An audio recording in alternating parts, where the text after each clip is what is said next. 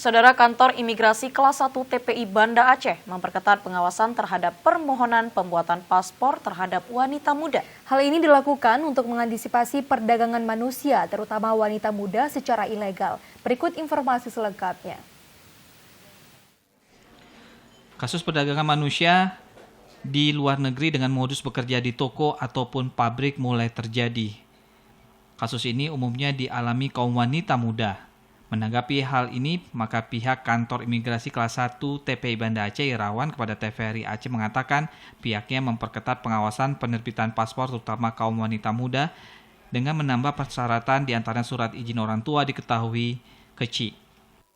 Saya sampaikan kepada masyarakat, himbauan kepada masyarakat khususnya apabila ada wanita muda untuk mencegah trafficking, perdagangan manusia, kami bukan mempersulit kepada masyarakat pemohon paspor untuk wanita muda.